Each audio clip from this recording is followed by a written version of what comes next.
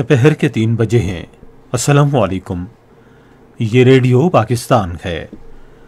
عامر ہاشمی سے خبریں سنیے۔ پہلے اہم خبروں کا خلاصہ۔ وزیر خزانہ نے کہا ہے کہ اگلے سال کا بجٹ مالیاتی استحکام اور عوام کو ریلیف کی فراہمی کے تناظر میں تیار کیا گیا ہے۔ زندگی کے مختلف شعبوں سے تعلق رکھنے والے افراد نے موجودہ مشکل صورتحال میں اگلے مالی سال کے بجٹ کو متوازن اور ریلیف پر مبنی قرار دیا ہے۔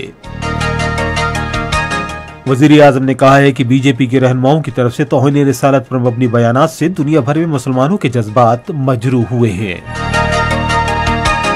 بھارت میں حکمران جماعت کے رہنماؤں کے توہین رسالت پر مبنی بیانات کے خلاف نکالی جانے والی ریلیوں کے دوران 2 مسلمان مظاہرین شہید اور 130 سے زائد کو گرفتار کر لیا گیا ہے۔ بھارت کے غیر قانونی زیر قبضہ جموں و کشمیر کے ضلع کولگام میں بھارتی فوج نے آج صبح سویرے ریاستی دہشت گردی کی تازہ کارروائی میں مزید ایک نوجوان کو شہید کر دیا۔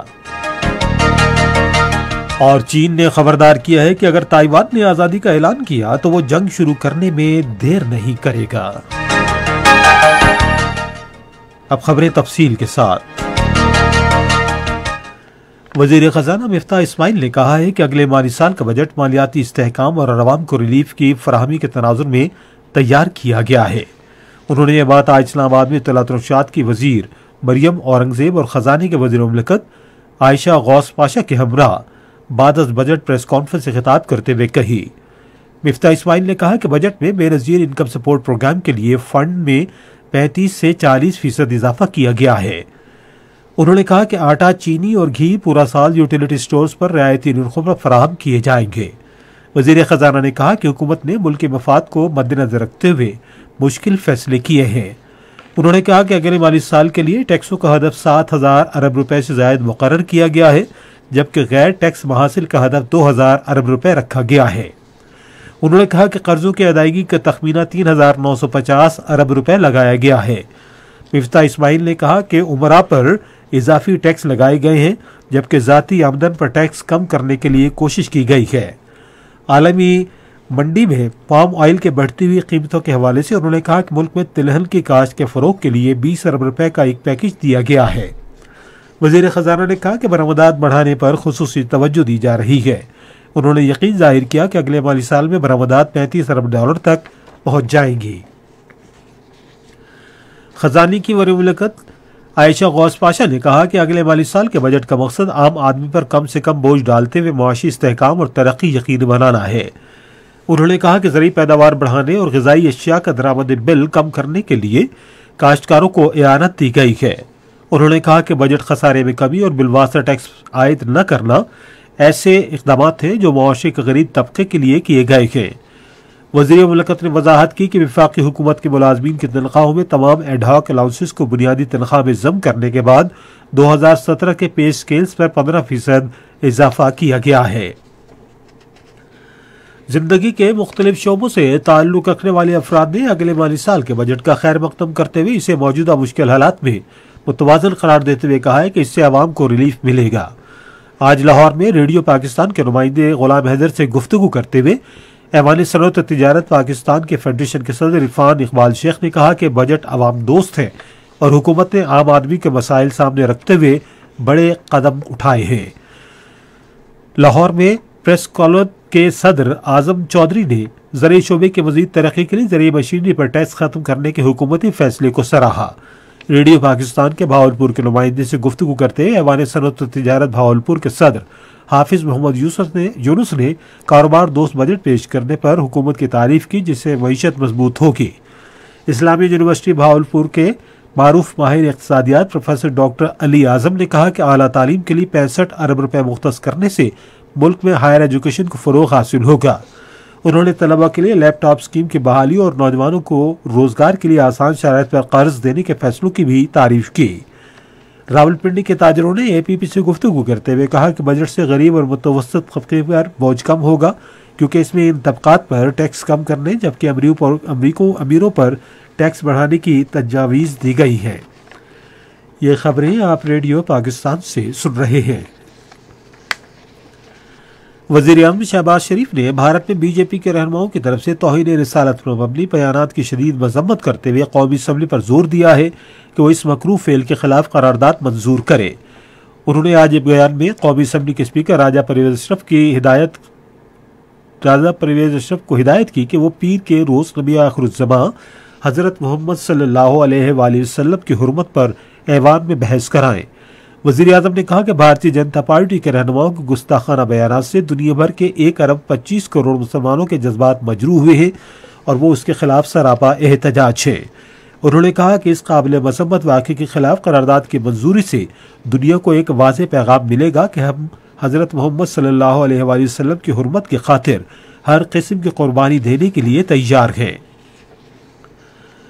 بھارت میں حکمران جماعت کے رہنماؤں کے توہین رسالت صلی اللہ علیہ وآلہ وسلم کے بارے میں بیانات کے خلاف نکالی گئی ریلیوں کے دوران 2 مسلمان مظاہرین کو شہید اور 130 سے زائد کو گرفتار کر لیا گیا ہے۔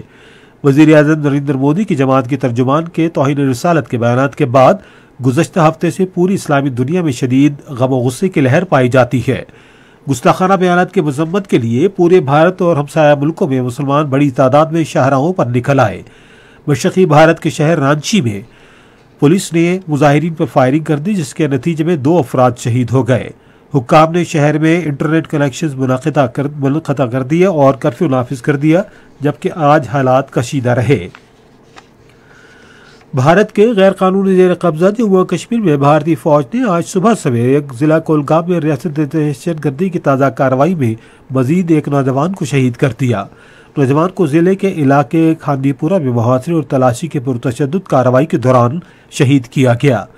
قابض حکام نے علاقے میں انٹرنیٹ سروس معطل کر دی ہے۔ آخری اطلاعات آنے تک آپریشن جاری تھا۔ روس کے صدر ولادیمیر پوٹن نے امریکہ اور روس کے اتحادیوں سے کہا ہے کہ وہ افغانستان کی تعمیر نو کے لیے امداد کے بڑے حصے کا بوجھ برداشت کریں۔ انہوں نے ان خیالات کا اظہار ماسکو میں اپنے ترکمانستان کے ہم منصب سردار بریمندر دوف سے ملاقات کے دوران کیا۔ ولادیمیر پوٹن نے کہا کہ افغانستان میں امریکہ اور اس کے اتحادیوں کی 2 دہائیوں سے موجودگی نے ملک کو موجودہ انسانی بحران سمیت تشویشناک صورتحال میں دھکیل دیا۔ انہوں نے کہا کہ روس افغانستان کی تعمیر نو میں ترکمانستان اور دوسرے شراکت داروں کے ساتھ مل کر کام کرنے کے لیے تیار ہے۔ چین نے خبردار کیا ہے کہ اگر تائیوان نے آزادی کا اعلان کیا تو وہ جنگ شروع کرنے میں دیر نہیں کرے گا۔ ان خیالات کا اظہار چین کے وزیر دفاع وو شان نے امریکہ کے وزیر دفاع لوئڈ آسٹن سے سنگاپور میں ملاقات میں کیا۔ اقوام متحدہ کے ماہرین نے میانمار کی فوج کی جانب سے اپنے مخالفین کو سزائے موت دینے کے فیصلے کو خطرناک قرار دیا ہے۔ اقوام متحدہ کے انسانی حقوق کے 2 ماہرین تھامس اینڈریوز اور مورس ٹمبل بینس نے ایک بیان میں کہا کہ میانمار کی فوج کے فیصلے سے ملک کے لوگوں میں خوف و ہراس پیدا ہوگا۔ انہوں نے خدشہ ظاہر کیا کہ اس اقدام سے ملک میں سزائے موت دینے کا سلسلہ شروع ہو سکتا ہے۔ صدر ڈاکٹر عارف الوی نے قومی کرکٹ ٹیم کو ویسٹ انڈیز کے خلاف 1 روزہ بین الاقوامی کرکٹ میچوں کی سیریز جیتنے پر مبارکباد دی ہے۔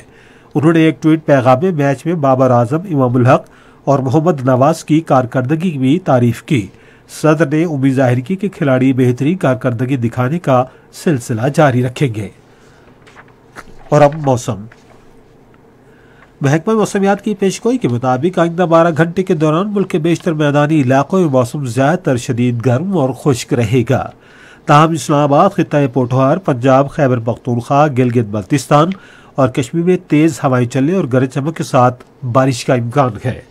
وسطی اور جنوبی پنجاب اور زیریں خیبر پختونخوا میں گرد آلود ہوائیں متوقع ہیں۔ آج ریکارڈ کیا گیا بعض شہروں کا درجہ حرارت یہ رہا: اسلام آباد اور Peshawar 41 degree centigrade, Lahore 42، Karachi 34، Quetta 36، Gilgit اور مری 29، مظفر آباد 39، سری نگر 22، جموں 43 اور لیہ 15 ڈگری سینٹی گریڈ۔